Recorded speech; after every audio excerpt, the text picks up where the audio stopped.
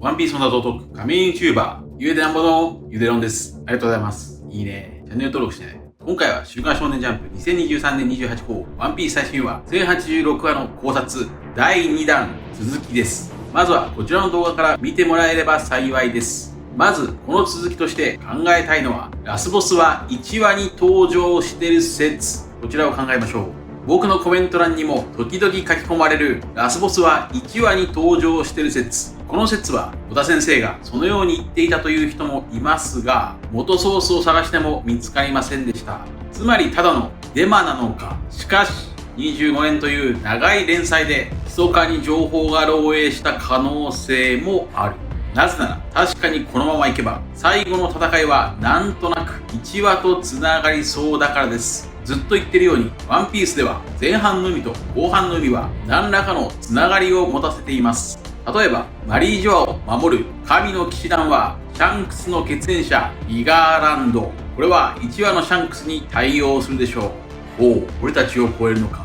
イガーランド、ガーリング聖母、その息子の神の騎士団の一人もルフィたちが最後に越えるべき壁になりそう。そしてイム様の正体とはここまで悪魔の海蛇、ウロボロスやリヴァイアさんだと考えました。もしもそうならこれは1話の海王類銀塊の主に対応していそう。イム様とはいわば世界の主です。ここでイム様の本名ネロナを語呂合わせしましょう。ネロナの語呂合わせはニエロナ。こちらのサイトでは267と語呂合わせしています。267話は空の主ノラの話。ノラに食べられて暴れまくるルフィ。銀塊の主と空の主と世界の主はつながっている。すると1話のヒグマに対応するのは黒ひげでしょうか。ヒグマは英語でブラウンベア BB、 黒ひげは英語でブラックベアード BB。 以前も考えましたが、ベア、クマとベアード、ヒゲ、そんなヒグマは56人殺しのお尋ね者。つまり悪魔の実の能力を無効化できる。このようにかなり強引ですが、最終バトルと1話は薄くつながりを持たせていそうです。つまりラスボスは1話に出ている説ではなく、ラスボスは1話とつなげてくる説です。続いては前回保留した186話の暗号を考えましょう。1086話の類似話数、186話の扉絵には 1+6 は4とルフィの T シャツに謎の数式が書かれています。そしてルフィは寝ている。これは様々な捉え方ができそうな数式ですが、例えば186話でルフィは死んだと言われています。つまりヒーローは死す。ヒーローは死す。いや、1+6 は4ではありません。つまりヒーローは死んではない。ルフィは死んでいない。寝てるだけです。20年前の時点ではそのような意味でしょう。しかし20年後の今、この186話は類似話数1086話とつなげてきているでしょう。つまり1086話のイム様とつながりを持たせているはずです。そのように考えると 1+6 は4とは、イムは死なない。イムは死なない。不老のイム様。このように読み解けますが、さらに深読みするなら、イム様は死なない不老。イム様はつまり寝てるだけ。イム様は800年間寝ているのか。3年前、僕はこちらの動画でイム様たち天竜人はコールドスリープ、人工冬眠によって不老を実現していると考えました。さらに1年前、眠れる森の美女も考えました。この186話を語呂合わせすると、イバラ、眠れる森の美女の原作はグリム童話のイバラ姫、眠り。しかしイム様がオペオペの不老手術を受けたなら、別に人工冬眠しなくてもイム様はおそらく不老です。ここからはかなり狂った理論を展開しましょう。イム様は不老、イム様は寝ているかもしれない。イム様は前回の動画で悪魔の実の悪魔、ヘビに体を乗っ取られているとも考えました。もしもこれらの考えが正しいのであれば、イム様の体を乗っ取った悪魔、ヘビからすれば、イム様本人の精神、心が邪魔です。つまり邪魔な本体の心を分離して、悪魔の実の構造とは逆に、心、魂を果実の中に閉じ込めている。ワンピースではブルックの存在はもちろん、ベガパンクも魂は存在すると言っています。本物のイム様は寝ている。夢を見ている。それこそがある意味で本当の人の夢。そして人の夢を合体。儚いとは移ろうからの玉座。さらに今度は儚いという漢字を分離。イムイコール儚い。儚いとは儚い。墓がない。イム様は生きているわけでも死んでるわけでもない。眠れる森の美女のように800年間眠っている可能性。それを起こすのが D、ドーム、夜明け。ネロナイムのネロナのネロとは、ネロはローマの暴君。ネロはイタリア語で黒。ネロはギリシャ語で水。そしてネロは日本語でネロ。何時だと思ってんだ YouTube ばっか見て。もう寝ろな。ネロナイムとはネロナ。ゴッドエネルとは寝る眠り。やはり以前言ったようにワンピースにおいて眠りは最重要キーワード。こちらの動画では空白の100年とは全世界の冬眠であると考えました。そして D とはドーン、夜明けだと考えました。さらに D の意志の語呂合わせは D の意志1014話だと考えました。1014話で残雪の菊の女王は残雪溶けゆくならば夜明けは遅効ございます。800年前全世界を冬眠させたのがイム様なのか。こちらの動画では全世界を冬眠させる方法とはポールシフトだと考えました。地軸をずらせば氷河期が訪れます。ちなみに空島では空の主ノラがジャイアントジャックを倒していました。そのように考えると1085話で隠されたリリーの手紙、ポーネグリフを守りなさい。ほにゃららゆく世界に夜明けの旗を掲げ。この隠されたセリフは眠りゆく世界。これならば夜明けとリンクします。リリーの手紙は800年前のものですから、空白の100年がもしも冬眠であるならば、その当時は眠りゆく世界。このセリフがマッチするかもしれません。とにかくネロナという名前には眠りのイメージがある。ネローナ、ペローナ、ゴーストプリンセスペローナ。ペローナは本体を眠らせて幽体離脱していました。そしてペローナはクマシーという熊のぬいぐるみを奴隷化していました。これは無敵奴隷クマのイメージ。このゴーストたちは私の分身、人の心をうつろにする。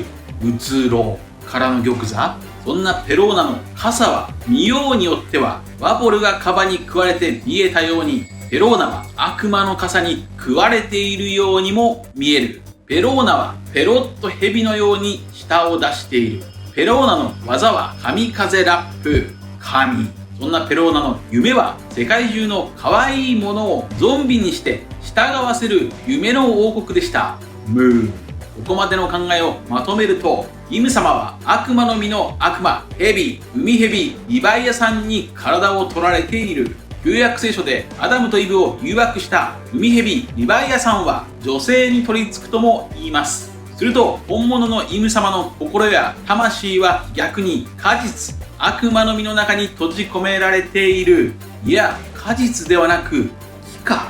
幼樹イブ。400年前のムース曰く、魂は木に宿る。幼樹イブの中にイム様の魂が封印されている。800年間眠らされている。生きてるわけでも死んでるわけでもない植物状態。悪魔蛇は悪魔の実から脱皮した化け物。ここまでの妄想考察がもしも正しい場合、幼樹イブに封印された本物のイム様の魂は暗い深海の魚人島へ太陽の光を800年間送り続けていた。本物のイム様は無限の時の中でかすかな光を放ちながら人の夢を見ている。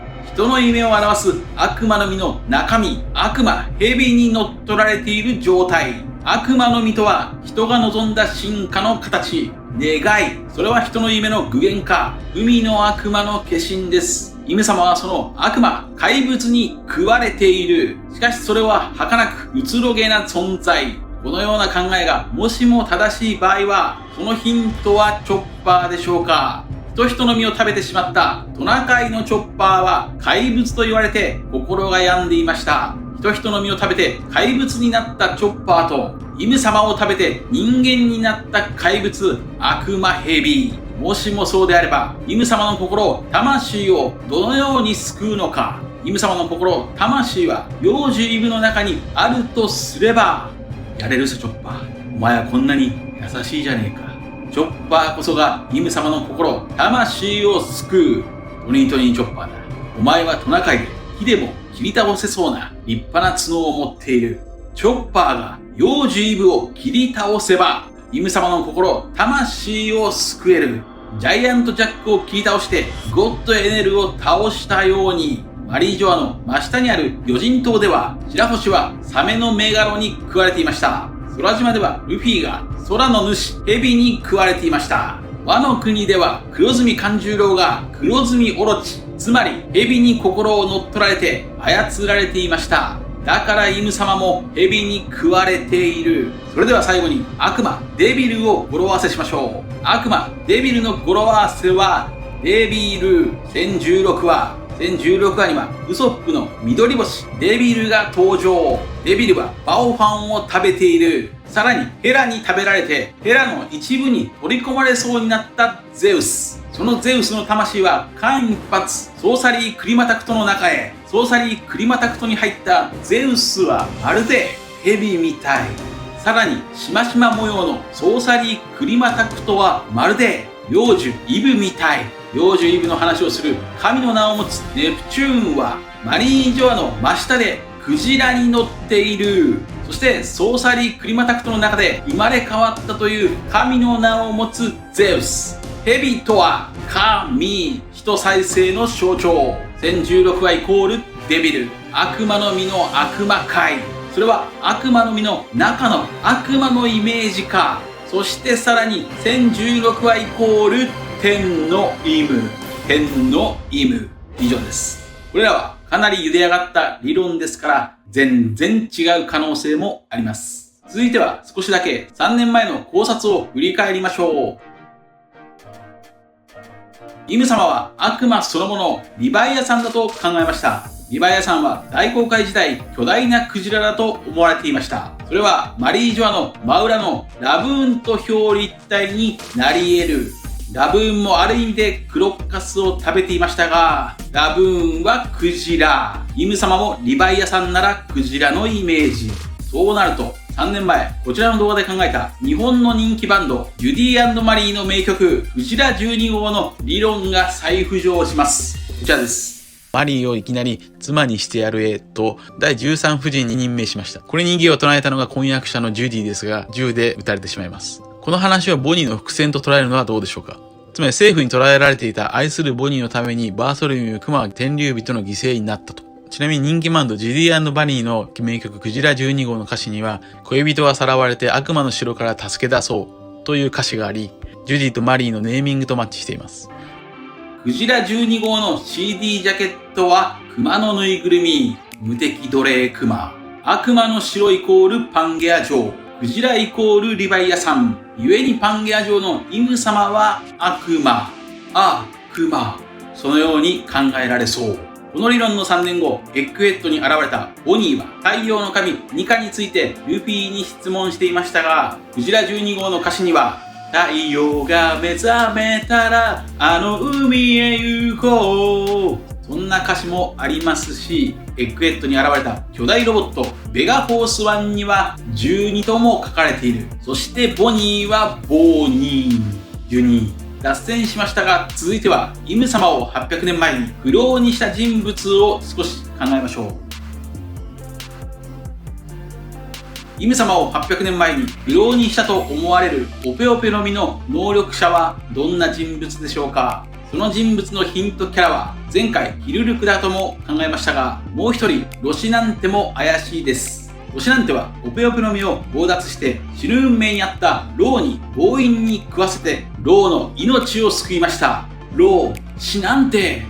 ローもまたチョッパーと同じように怪物、モンスターと呼ばれていました。イム様の一人称はムー、6。一方、トラファルガー、ワーテルロー、6。さらにローは死の外科医イム様です。そんなローの命を救ったロシナンテは兄のドフラミンゴに殺されていました。となると、800年前、イム様を不老にして亡くなった人物はイム様の兄弟でしょうか。ちなみに、ローからドフラミンゴは悪魔野郎と呼ばれていました。以上です。続いては、1ヶ月後の連載再開、1087話の展開を話数の理論から考えましょう。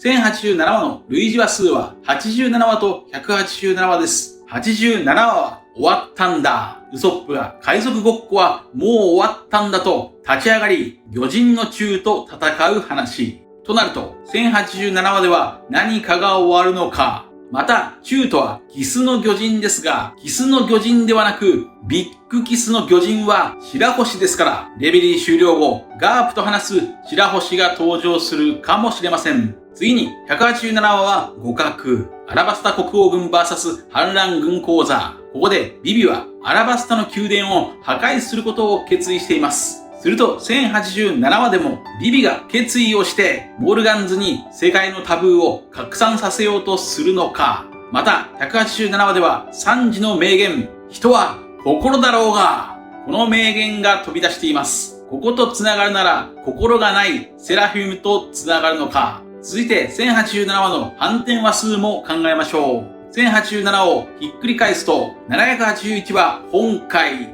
ロシランテことコラソンの本会を遂げようとドフラミンゴに攻撃するロー。ローは死んだように見えて生きていました。こことつなげるなら1087話では心、ハート、人は心、そういった話かもしれません。そんな1087話の話数の語呂合わせ予想は人は花、人のような、飛ばない、重要値、手放しなどの語呂合わせが可能です。以上です。皆さんはどうご覧ましたか？ご意見やご達してほしいなどあればコメント欄までよろしくお願いします。ありがとうございました。チャンネル登録やコメントよろしくお願いします。